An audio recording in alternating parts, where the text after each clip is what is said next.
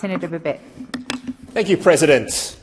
I wholeheartedly support Senator Roberts' urgency motion.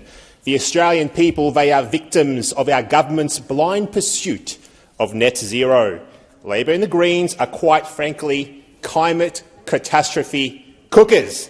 That's what they are. Now, their rhetoric has reached boiling point. Well, at least I think it's boiling, or is it warming, or is it changing? Just make up your mind. Make up your mind, guys. Just stop scaring the kids. Now, to those of us who put Australians first in this place, yesterday we were referred to as sociopathic agents.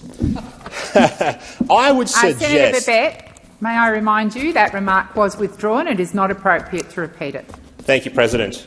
Now, I would suggest that the real sociopath's President— Senator Babet, I've asked you not to revisit something that was withdrawn.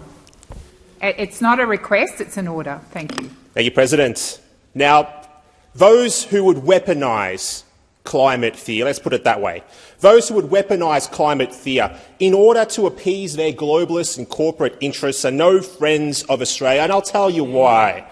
They are championing the shutdown of our cheap, reliable coal and gas-fired power, while China is fast-tracking hundreds of coal-fired power plants. China already has 6 times more coal-fired power plants than the rest of the world combined, but it wants even more. Last year, China approved 106 gigawatts of new coal-fired power projects. That's 5 times more than all the coal-fired power stations in Australia's national electricity market. And we know why they're doing this. Coal power is cheap and coal power is reliable. China is flourishing, but the cost of everything in Australia is going through the roof, and our standard of living is decreasing. Australian pensioners and battlers, they can't afford to heat or cool their homes. Australian families can't afford to pay grocery bills, and China's energy cost advantages are killing Australia's manufacturing sector.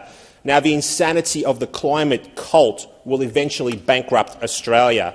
Now, fear is not grounded in fact, and I'll take this opportunity to remind the Australian people of some historical far-left fear-mongering. Our friends at The Guardian back in 2004 warned former US President Bush that Britain would have a Siberian climate by 2020. In 2007, Professor Flannery claimed, and I quote, "Even the rain that falls isn't going to fill our dams and our river systems." In 2007, 8 and 9, Al Gore claimed that there was a scientific consensus that the North Pole would be ice-free by 2013. Well, I think Santa's home's pretty safe for now.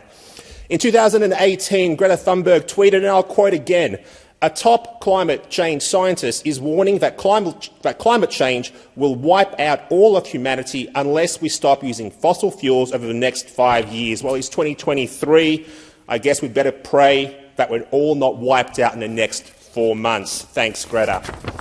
As you can tell from this sample of quotes, apparently the science is well and truly settled. But I'll tell you what, these people are as cooked as their predictions.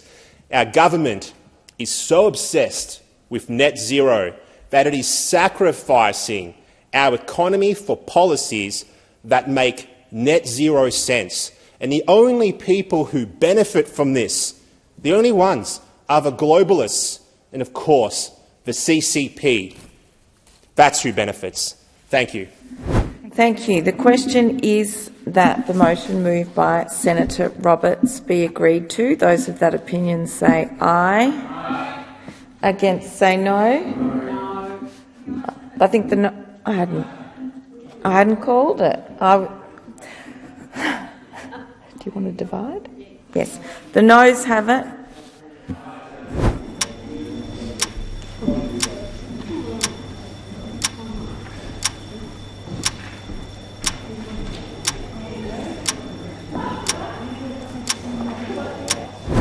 Those in favour will move to the right of the chair. Those against will move to the left. I appoint Senator Urquhart as teller for the noes and Senator Babet as teller for the ayes. The result of the division is ayes 3, noes 31. Therefore, the question is resolved in the negative.